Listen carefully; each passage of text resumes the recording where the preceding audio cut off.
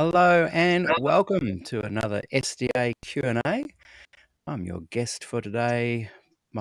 I'm your host for today, Peter Dixon.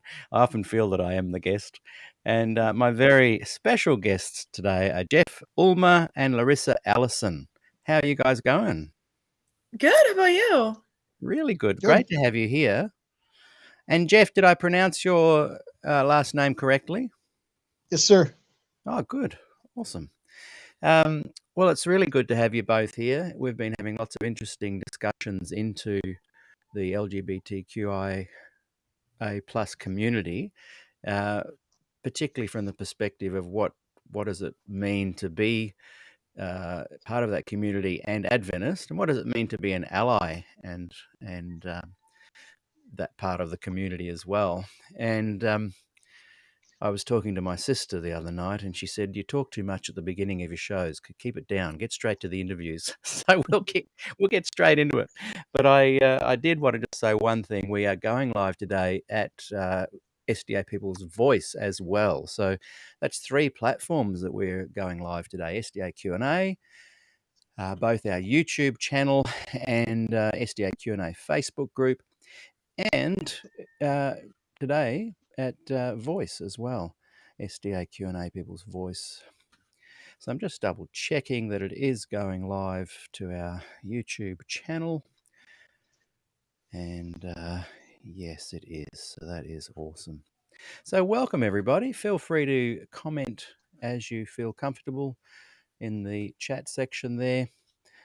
And it will come up on my screen. I think Jeff and Allison's as well.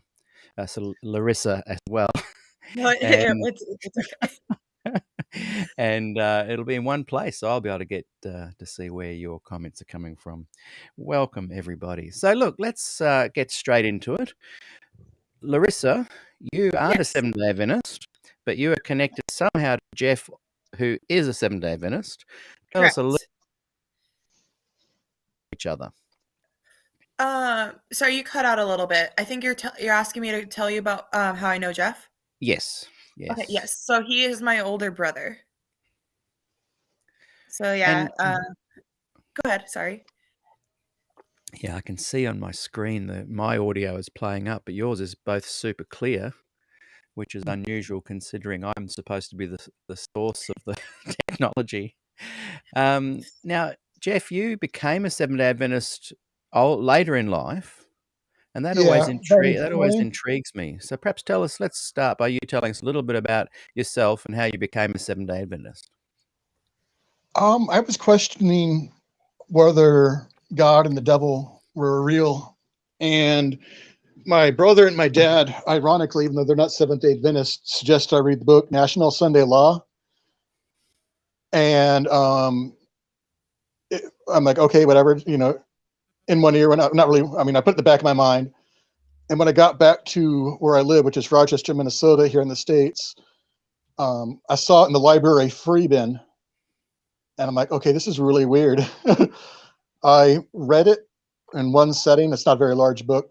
And it explained how Daniel and Revelation go together and how they exposed the Antichrist and how all these things are predicted millions, not millions years, hundreds of thousands or thousands of years in advance. And it was mathematically improbable that that was guesswork. And so that reading that kind of convinced you to go down a rabbit hole of exploration? Yes, it actually came after a time that I specifically prayed to whoever's out there to lead me to the correct faith and even the correct denomination or sect. So I look at when the Bible says, "Search for me with all your heart, and you will find me." And I believe that to be true because that's why I'm a Seventh-day Adventist. How old are you now? Do you mind me asking? 38. And so this encounter you had with this book and this journey that began and eventually led to Adventism, when did that start, and when did you kind of go from reading and exploring to becoming an official Adventist? I took the Adventist label, but I wasn't familiar with all the teachings when I was 19 or 20. I knew it was before 21 because when I turned 21, I had a beer at the bar and everyone's like, "Oh, you're an Adventist. You can't have beer." I'm like, "Really?" And like then I was later on, he's eating pork, and they're like, "You can't have pork either." And so I went through each of these teachings one at a time, and I didn't just take it because thus saith the church. I had to make the reasons why Yeah. the church does these things. And then did you come across the one about no coffee as well? That's what I Yeah, was just thinking. I not the great. I'm not the greatest at that. I took some tonight because it's 10:30 at night or 10:40 at night over here where I am, Yeah. and yeah, so So at the time, Larissa, your brother is going through these kind of interesting quests of knowledge seeking and theological sort of understanding. What were you thinking at the time? Well, we have a larger age gap, so for the most part of his journey, like he would explain it a little bit and what he was doing. My family at the time was Baptist, so just learning the differences between the two different denominations and learning the different rules that Jeff now has. That because Jeff was like honestly like the least picky eater, so like now we finally have to think about him when we cook food. So stuff like that, those little changes. And then as I got older, we'd had a lot more in-depth, interesting things. I went through a period where I was exploring a bunch of different churches, and Jeff and I would talk frequently about the different aspects of each denomination and that kind of thing. Mm, that's fascinating. It's like you both seem quite open to exploring ideas and thoughts. You both must have inquiring minds, which I think is a really good asset. It means that you don't really just follow like sheep. Now, you both, because the topic is LGBTQIA plus, um, you're both identifying as um, probably part of the plus to the LGBTQ Oh, yep. Yeah. there. I'm interested in you both unpacking. We'll start first with Jeff. Just unpack how you identify yourself, and then I want to just drop back a little bit and talk about how growing up there was how you felt with the experiences of identifying at that age, any troubles you had, because then I want to see what you like juxtaposition the two of becoming an Adventist and how it feels to be LGBTQ plus and how it felt before. So tell us a little bit about your identity first. um, I have there's something called the split attraction model, which is they split your romantic and your sexual attraction, and I happen to be A on both. I'm aromantic, which means in my case, I don't feel romantic attraction. It can also mean someone who doesn't experience much. And I'm also asexual, where I personally don't experience sexual attraction, but other asexuals can under certain circumstances, such as Demi's, who when they get to really know a person will feel sexual attraction. I don't feel romantic or sexual attractions At all. at all. Yeah. Yeah. Yeah. For the longest time, I thought I was hetero because I'll find women pretty, but I've Mhm. never wanted to sleep with them in an intimate way. Just oh, she's pretty. Yeah. Yeah. Yeah. And do you find that with men as well? Is it an aesthetic thing? You get to see the beauty within the aesthetics of men and women, or you find it's more identifiable with women? More identifiable as women, which is why I thought I was hetero Yeah. Yeah. because Yeah.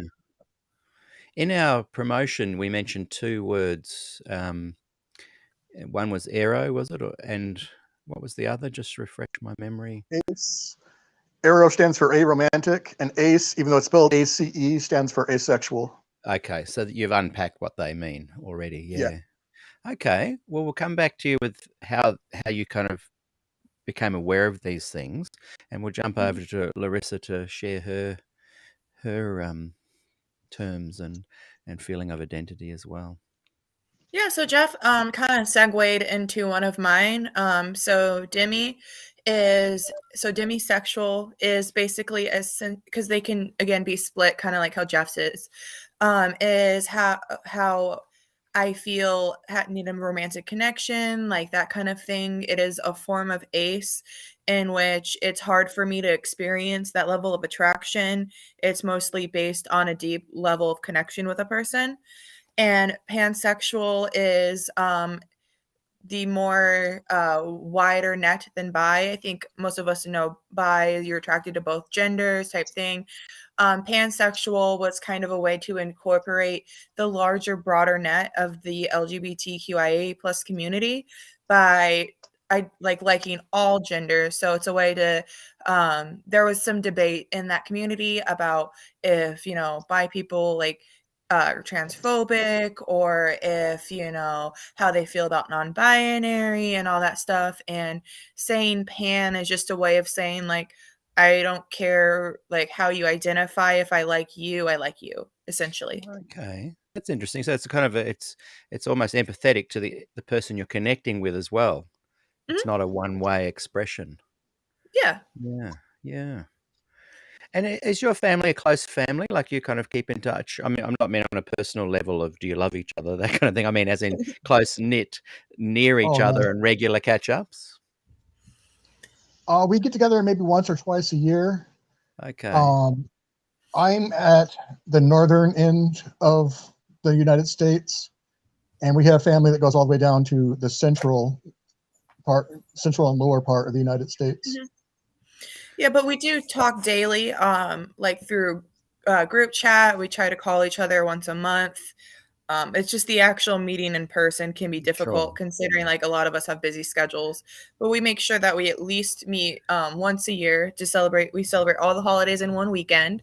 And so Yeah. we make sure we at least do that. And then we try to add in more times throughout the year as well. Yeah. There's a really nice vibe between the two of you, and I can imagine it's possibly something that's throughout your whole family. And it seems to Mhm. me, and I might be just guessing, but it doesn't seem like your parents were trying to restrict or suppress what I was saying, the inquiring mind component of you guys. How, when you were young and you were both kind of exploring these identities and becoming aware of, um, Mhm. biological sex and gender, Mhm. um, definition, etc., and identity. How how did your parents and rest of the family kind of react to that? Do you want to go first, or do you want me to go ahead? Go ahead. Oh, okay, sorry. So for myself, I came out to my mom, I think I was like 13. I came out as bi because I didn't know any other of those terms really existed at that point. It was, Mm. so, and she just seemed kind of like, I guess, confused. And then it wasn't ever like a talking point again. It was just kind of like, I don't know, as if I wrote it, like I told her something really weird, and then we just like, we haven't really spoke on it since. Okay. And do you mind me asking how old you are as well? Me, I'm 25. Yeah.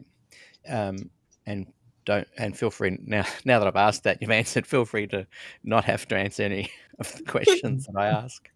Um, but it's interesting you said that when you're 13 and you mentioned to your mum that you were bisexual because you Mhm. weren't totally aware of all the different terminology at the time. I Mhm. think most of us weren't. So you're looking at Yeah. maybe 10, 12 years ago. Um, the adding of words to the LGBT um, moniker or letters Mhm. is getting more and more interesting and Mhm. colourful, and so it's a challenge, but also exciting to kind of be able to explore more deeply people's identity and their feelings and how to be empathetic with each other.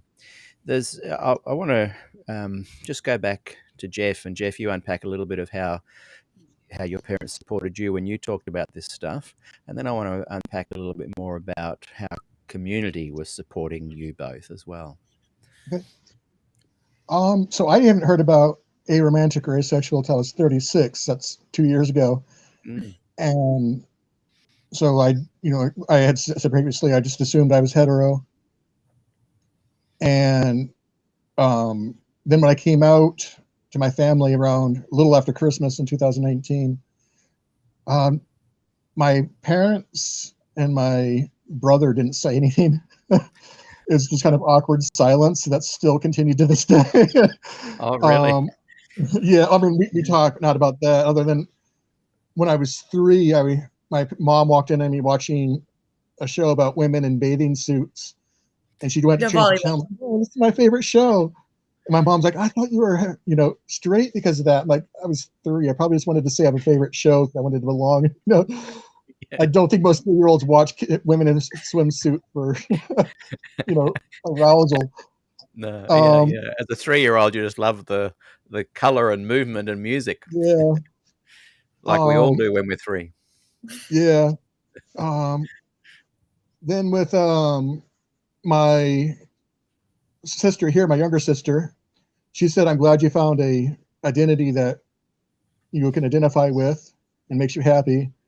And my twin sister's like, I've always known. And to which I was Really? thinking to myself, how could you have known when I did? Yeah, interesting, interesting. And I think like one thing that I'm enjoying about having this conversation into the Seventh-day Adventist community is that um, we're actually having the conversation. And I think what I've discovered anyway with people that are in the community is they've been very open to me, at least, and others that I know of, who are a little bit behind the 8 ball as the understanding, but we're willing to learn and find out and explore the ideas. So I appreciate the patience extended from the LGBTQ plus community as we stumble and learn, my generation and above, the terminology and what it all means and how it relates to our lives and connecting in community, because there's some interesting ramifications that can come about that can cause some speed humps in the road, I guess. So we'll come to those a little bit later, but I'm interested to hear both of you talk about, from a Christian perspective, how did your Christian community react to you guys, or did you keep it fairly quiet when you were growing up? Did you feel different? Did you feel like people noticed that you were different? Perhaps start with Larissa. So I went on this path when I was young. I want to say it was like 7th grade, early junior high, when I was starting to figure stuff out. I was like that way before, and I actually had a girlfriend in elementary school. So I don't know why I didn't figure it out till later, but yeah, so it's just like when I got a little bit older, I realized a lot of the things I was thinking and feeling wasn't like quote unquote normal for those around me, and like people who are heterosexual, because that was like a majority of the people that I was surrounded by. So when I started learning that and discovering that, I felt an intense guilt. One thing that I struggled with intensely was, why would God make me the way I am just to have me burn in hell? Because it's not something I woke up and decided, So that was a thought that I struggled with quite a bit. And going to church, I was terrified. I didn't want people to know about it because I was so scared about the things that they would say and do. There was a sermon once from the pastor about how being a part of the community is just like any other sin. So what do we care? Everybody sins, like just let them be them type thing. And like that made me feel like better at the time about like how they might react. So only a couple people knew. One of them was my best friend who I went to church with, and the girl I dated in elementary, she's the same person. So obviously she knew something was up. But yeah, so that's kind of my thing. And I have received some backlash, not necessarily at that location, but in general from the Christian Mm. community. And there's kind of a popular saying in the LGBTQIA community where it's like, there's no hate like Christian love, because the amount of times that Christians have tried to preach or convert or said or done things that were not out of like that seemed malicious, even with the intention, Yeah. to convert. I know exactly what you mean. It's like a pious, higher ground attitude. Mhm. We just Yeah. want to save you and love you, and we don't want you to, be dead forever and that Yeah, kind like, of thing. wanting to fix Yeah. us and, all this stuff and, like, not understanding that you just can't be, like, fixed, So Mm, and not mm, understanding the concept that it isn't a choice, I think, is the hardest. Because if you were to ask them, "Hey, well, you're straight, how do you know?" Then they're like, mm, "Oh, you just it's they don't understand that we know the same way they know. It's mm, not like we mm. all I know there's a joke about the gay agenda where we all have meetings, but, it's we don't all have meetings and actually decide what we're gonna be that day. It's not a dartboard we throw our, darts at, you know? Yeah, yeah. There's a natural component to it all, Mhm, and there seems to be a lot of conflict. At one end, we've got the biology, which is nature and very clearly um, is there to make babies and produce mhm, offspring and keep the species going. And then the other side, we've got social conditioning, and there seems to be a little bit of a grey area in the middle there, where how mhm, much of this is learnt socially and how much of this is biology. And the mhm, more I'm kind of chatting about it anyway, and I've got lots to learn, but it seems to me there's a very big biological component, mhm, um, which I guess makes you wonder if we're living in a world that has to do with science and biology, and God created this world that is filled with physics and cause and effect. Um, if everybody was identifying at some part of the spectrum that was perhaps asexual, for example, then the species would die out. So, on a biological level, mhm, there's a kind of a anchoring point that needs to be identified as pretty crucial mhm, to the survival of the species. But then there's another level that has all the social learning and constructs and just pure empathy and kindness with people, and allowing people to kind of relate to how they feel and connect with their own emotions, and how they connect to their own biology, etc. So it's a fascinating realm. And one thing I want to touch on a little bit later is my generation who and above who are perhaps struggling with it.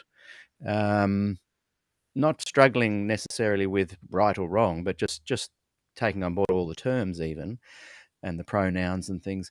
We feel that we can't talk about it without being kind of pounced upon. And mhm, that's why, again, I want to say how thankful I am to this community that is allowing myself and others to actually ask questions and not feel that we're being judged for doing so. So, yeah, thanks again for that.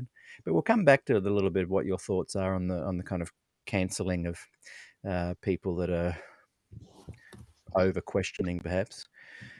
And I can understand it, because if you've had a life of suppression and being marginalized, and mhm. you suddenly being recognized, there can be a tendency to go, you know what, we're just not going to tolerate certain behaviors. So we're living in interesting times, aren't we?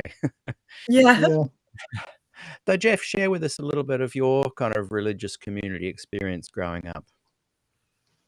So I belong to a church that's more, or a fellowship within the Seventh-day Adventist Church that's more open and affirming. So I didn't really face any backlash from them. Right. And growing up, However, not so much. oh, well, not growing up, or growing up, I thought I was heterosexual, so it wasn't really So, an okay, issue. right. Right. Yeah. Yeah. You just felt a bit lonely. So, yeah. So, Larissa, have you been along to some of the Adventist church services when you're in town with Jeff? Yeah, I've been to a couple with Jeff, and like I've been really mindful to make sure to follow certain things, like not wearing makeup, not wearing jewelry, be dressing more conservative and stuff like that before entering it, just so I feel like I can respect, his space and the feelings of those around me when I'm entering that setting. And I think too within Adventism, I've noticed, because prior to COVID, I was a musician, and when I was an Adventist, I think 90% of my music was playing within the Adventist community. There's a diverse range of standards within the Adventist church. You can go to some churches and there's earrings and coffee served at lunch and really contemporary music, and other churches it's almost dresses down to your ankles and no makeup and definitely no coffee. Um, in the States, is that as apparent, that kind of Oh yeah. diversity of standards within in the Adventist church? Yes. Yeah. Within my own city, the larger church is more conservative, and then the smaller one which I go to, coffee is part of the budget. um, and I was surprised there because I went there after being so many years at the larger church, and there was just coffee being served. I'm like, I don't understand what's going on here. Yeah, And then the yeah. music was more contemporary, and it was a 180 in a lot of instances from in that same town. Yeah. There's also kind of regional things, like West Coast tends to be more on the liberal side, while the middle of the country is more conservative, and down south it's conservative. Not sure East Coast, probably a little more liberal. Yeah. Yeah. It's interesting too. One thing I love about the Adventist community, no matter if they're conservative or a bit more liberal, literally wherever you go in the world, there's a really nice camaraderie within Adventists. You immediately feel accepted. And it's a beautiful thing they've got there. And I really hope that a lot of the tension that is kind of going on at the moment with women's ordination and with the whole kind of LGBTQ stuff, I hope it kind of settles and finds some kind of restorative balance so that people can really enjoy what Adventism has to offer. So tell us, Jeff, were you aware of what Ted Wilson recently on a tweet? And if you are, tell us a little bit about what your thoughts are. Yeah, he said anybody with LGBT, essentially saying anybody LGBTQI is going to hell unless they repent. And I think he doesn't fully understand all of the acronyms. Because there's clobber text out there. Now, I'm not going to get into whether it's because of recent translations, because that's not my say. But for me, as somebody who doesn't experience sexual or romantic attraction, or people who are intersex, which no one can deny they were born that way, I don't understand why so I think what happened is he just heard the term LGBTQA and just lumped everybody together. Yeah. Especially because the Q is just questioning, so there's no point to repenting quite yet, Yeah.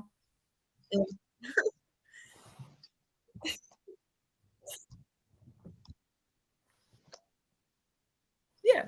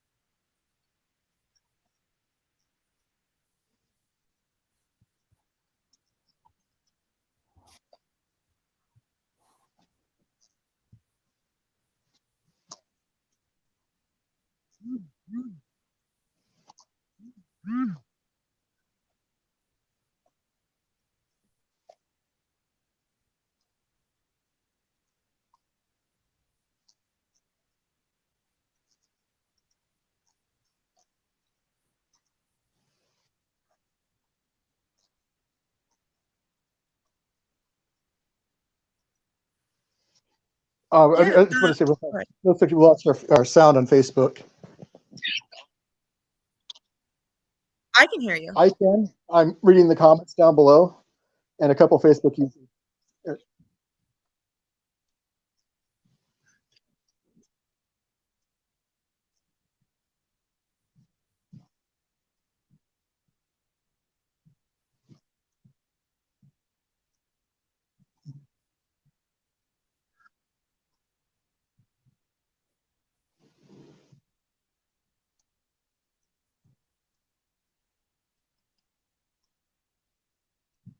Mhm.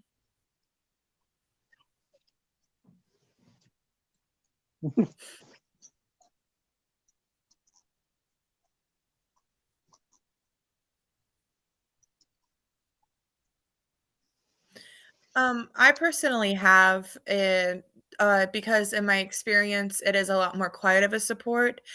And in my beliefs, I think it's more of like a fear, like they don't want to like have to start a fight. They don't want to deal with like the more aggressive aspects of it because sometimes in the community, like the church community, um, it's more fire and brimstone style kind of, and then like you deserve this and all this kind of stuff. So I think the support tends to be more quiet because I think they don't want to experience the same backlash as those in the LGBTQIA plus community experience because the moment they say that they're allies is the moment that they experience similar backlash. I I think the same thing. They'd be pushed out the door, either forcefully or just kind of made to feel uncomfortable enough to the point where Mhm. they leave. There's a famous pastor who I really like. That's Adventist, Herb Montgomery. Awesome book, Finding the Father. Came out as an ally, and he got a lot of backlash for it. Mhm. So I mean, you're either going to be forced out or made to feel so uncomfortable that Mhm. you're like, yeah, I better pack up.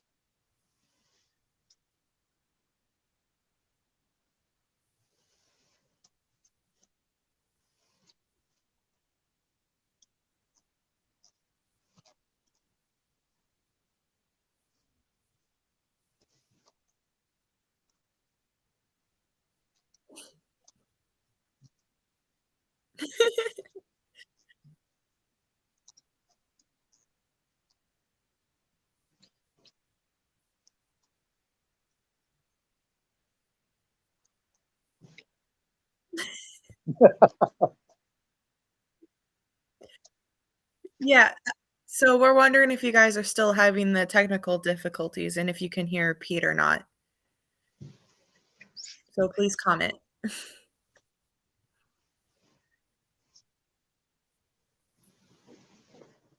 Well, that's going on. I'll speak to Pastor Ted Wilson.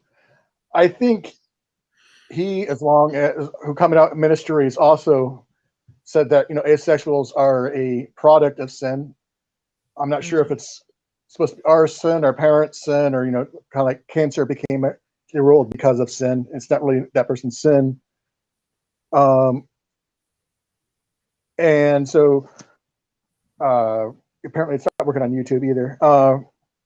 I think they're all well-meaning. They want people to get heaven. mhm, So while these comments are offensive, it's also, I think, important for people who are LGBTQIA to understand that they have our best interest in hearts, and it's hard for us to see that sometimes. mhm.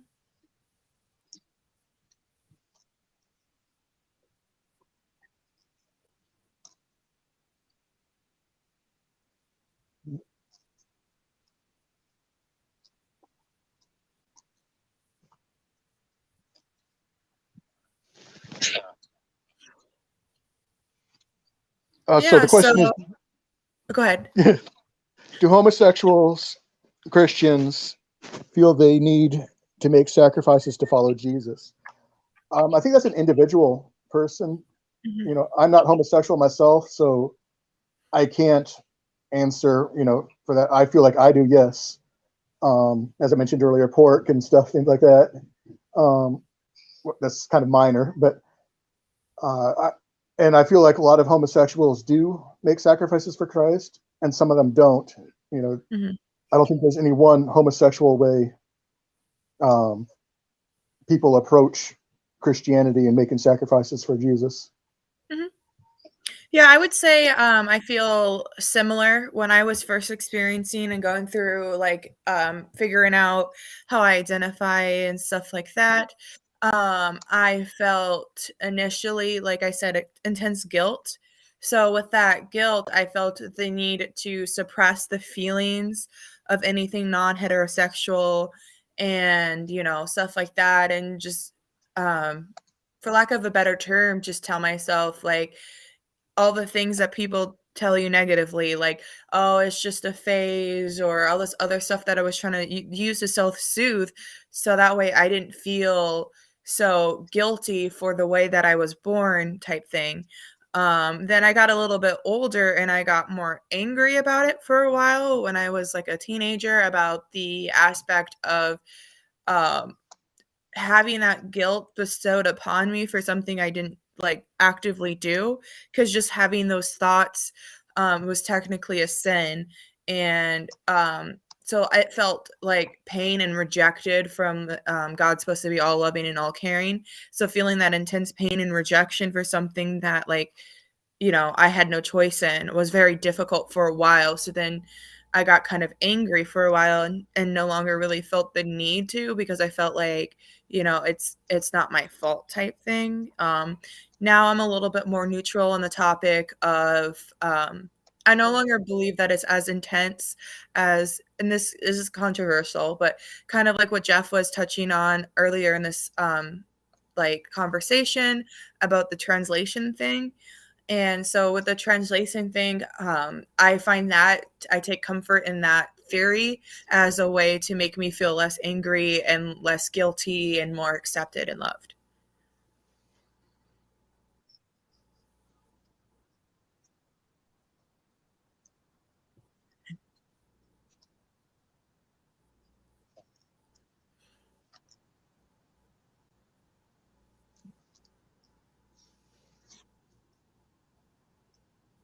Sure. How do you think Angelica schools approach LGBTQIA plus students and those questioning their sexuality or gender identity? What stance should they take if they have a negative stance? What are some of the issues that would arise? So, my school was like a public school and stuff like that, so I can't quite answer from like that specific of an aspect.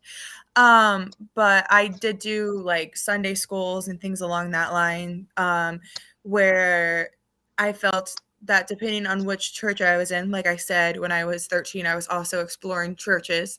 So, like, depending on where I went, depended on how I felt the level of acceptance.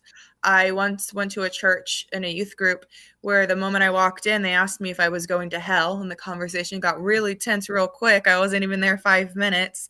And then I've gone other places where, I've been able to be more open and be more myself and felt that acceptance. So it kind of depends on where you're at. But I feel sometimes there is a level of not understanding that tends to be